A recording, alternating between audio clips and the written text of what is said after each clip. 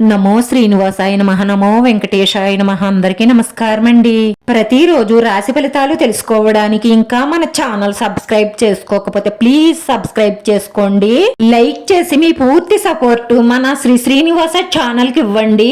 ఈ వారం రాశి ఫలితాలలో గోచార్య రీత్యా వృషభ రాశి వారు ఎటువంటి శుభాశుభ ఫలితాలను పొందుతారో తెలుసుకోవడానికి ఈ మన వీడియోని ఎక్కడా స్కిప్ చేయకుండా చివరి వరకు చూడండి. మీరు గుడ్డిగా నమ్మి స్త్రీ పురుష వ్యామోహంలో పడితే 100% ఖచ్చితంగా మోసం చేసి మిమ్మల్ని నిలువునా ముంచుతారు అని చెప్పడంలో ఎటువంటి సందేహం లేదు.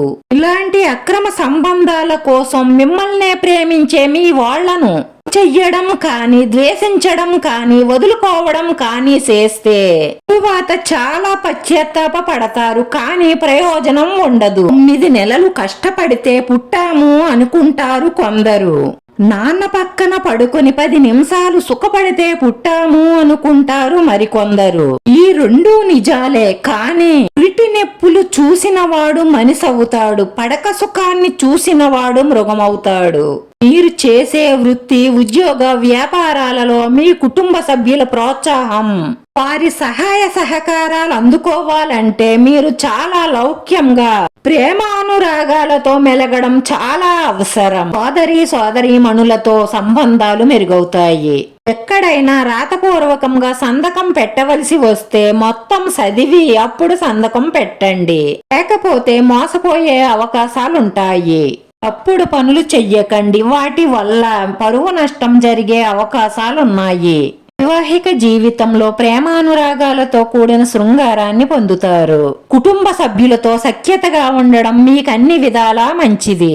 ఒళ్ళు నొప్పి, తలనొప్పి, కడుపు నొప్పి లాంటి చిన్న చిన్న అనారోగ్య సమస్యలు రావచ్చు. ఎన్ని పనులున్నా ఎన్ని సమస్యలున్నా ఆరోగ్యం పట్ల శ్రద్ధ వహించాలి. ఆదాయానికి మించిన ఖర్చులు చేసుకోవడం వల్ల ఆర్థికంగా ఇబ్బంది పడతారు.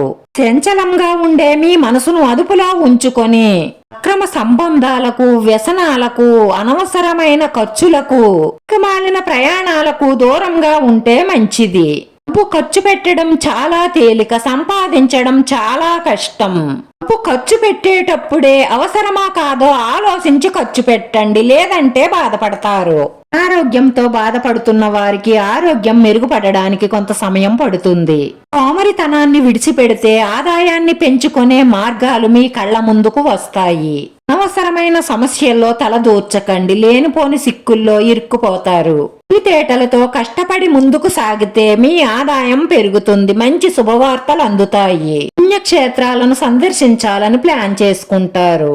మీ అధిక కోపం వల్ల అందరూ ఇబ్బంది పడతారు. మీకు మనశ్శాంతి లోపిస్తుంది. అందుకే కోపం వచ్చినప్పుడు 10 నిమిషాలు మౌనంగా ఉండండి. ఆ సమస్య అక్కడితో తీరుతుంది. రాజకీయ నాయకుల పేరు ప్రతిష్టలు వ్యాప్తి చెందుతాయి. మీకు మీరుగా తీసుకున్న నిర్ణయాల కన్నా మీ కుటుంబ సభ్యులతో బాగా ఆలోచించి తీసుకున్న నిర్ణయాలే మీకు ఎక్కువ లాభాలను తెచ్చిపెడతాయి. ఒత్తిడి, ఆందోళన, సికాకులకు దూరంగా ఉండడానికి పరమేశ్వరుణ్ణి ప్రతినిత్యం పూజించడం, ప్రార్థించడం వల్ల ప్రశాంతంగా ఉండగలుగుతారు.